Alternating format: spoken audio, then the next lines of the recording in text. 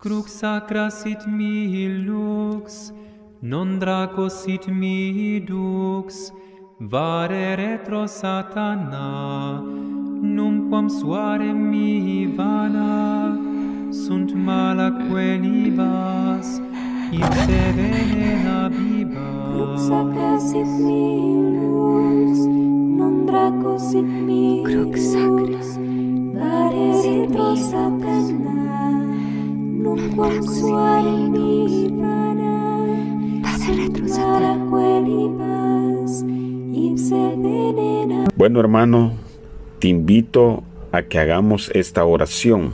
Dios te salve María, llena eres de gracia. El Señor es contigo. Bendita tú eres entre todas las mujeres, y bendito es el fruto de tu vientre, Jesús.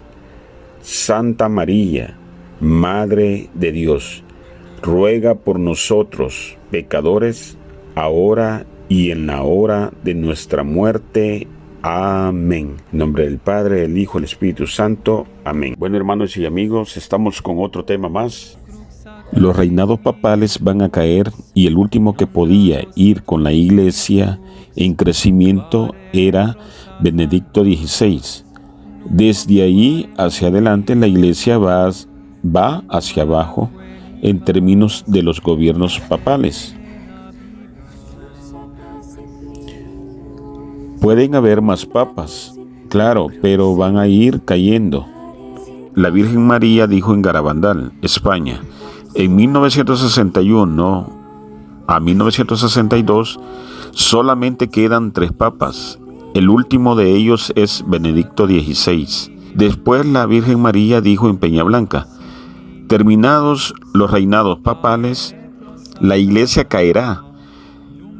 Por lo tanto, el último papa fue Benedicto XVI. Desde ahí hacia adelante la iglesia, el papado en general irá cayendo. La aparición número 7 de Peñablanca dice lo siguiente: Europa estará invadida por el dolor y el espanto. América estará confundida, pero nuestro Señor vendrá en su ayuda. No dejará sola a su iglesia. La iglesia verdadera estará en llanto, pues su rey ya no está con ella. O sea que Jesús ya no está con la iglesia. ¿Por qué? Porque van a suprimir el sacrificio perpetuo en la iglesia. Esto dice la aparición 443. Veo el Vaticano con muchos fieles llorando frente a él. Chile, veo un hombre de blanco manchado de sangre. ¿Por qué dice un hombre de blanco? Ya no dice el Papa. ¿Por qué? Porque terminaron los reinos papales. La madre dijo en Garabandal, terminados los reinos papales, la iglesia caerá. El último papa respaldado por la Santísima Virgen María fue Benedicto. What has happened over the last 14 years since Benedict XVI was forced to resign the papacy and abdicated the chair of St. Peter? As you know, you can fact check it, lightning struck the dome of St. Peter's twice that ominous night.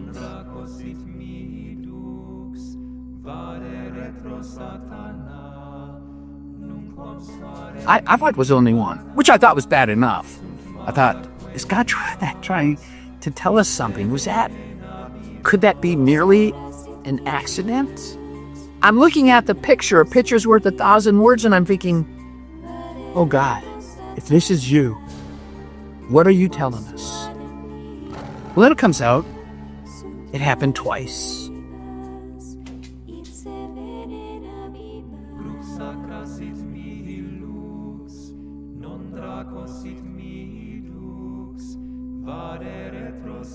And there has to be clouds. It was a cloudless night that night in Rome. There's no cloud within like 200 miles of the Dome of St. Peter's. And jet lightning struck twice. I believe it was a divine announcement. If it was a divine announcement, and lightning first struck to warn us of the election of the apostate Bergoglio, Jorge Bergoglio, who pranced around as Pope Francis. And now in crystal clear form, we see that lightning has struck for the second time in the election of the apostate Robert Prevost, who over the last, 4 months has pranced around as Pope Leo XIV. Pranced around hardly does justice to his continuation of Bergoglio's homo mafia agenda and the LGBTQ parade of abomination that Prevost allowed to prance into St. Peter's.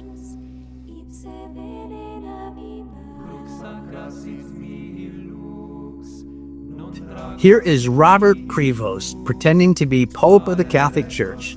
Being a synodal church means recognizing that truth is not possessed, but sought together, allowing ourselves to be guided by a restless heart. In love with love. What does that even mean? What is love? Heresy. Pope Pius X expressed the dogma as follows: the Catholic Church alone, being the bride of Christ and having all things in common with her divine spouse, is the depository of truth.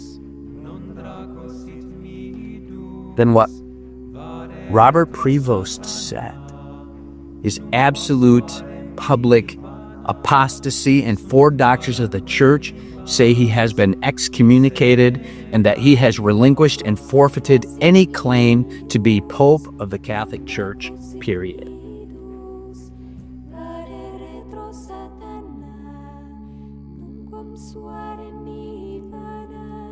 I mean, I'm not kidding when I say Robert Prevost is an absolute apostate who has repeatedly and very publicly renounced the Catholic faith. Robert Prevost he doesn't pray the rosary. You can't pray the rosary.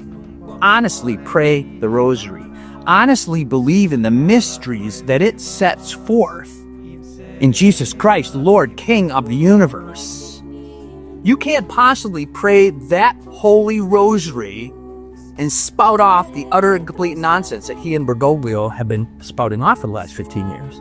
You can't tell me he prays the rosary or believes it when he does. Because there's only one Jesus, one King of the universe, one true vine. To him to propose anything contrary to that is utter apostasy. You can't tell me he believes, if he even prays it, that he believes the rosary and the mysteries contained therein. The glorious mysteries. Yeah, Jesus, King of the universe, rose from the dead. He ascended into heaven. He sent the Holy Spirit. One Holy Spirit, the Holy Spirit of one truth and only one truth. He can't pray the rosary and believe it when he does, if he does, and spout off the apostasy. It's impossible. It's like Jesus said, house divided will fall. He's going to fall because he can't keep up that facade unless he's just that diabolical. And I would say he is. Just like Bergoglio.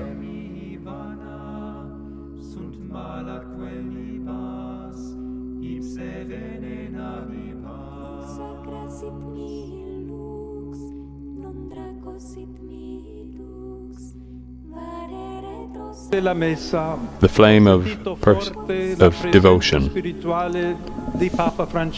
I recall the Pope Francis, who accompanied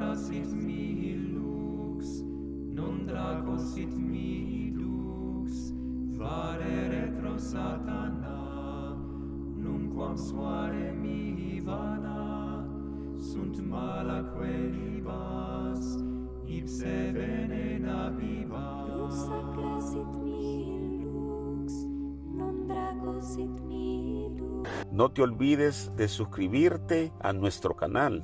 Dale like al video para que YouTube lo pueda recomendar a otras personas y activa la campanita de notificaciones. Deja tus comentarios y nos vemos en un próximo video. Bendiciones.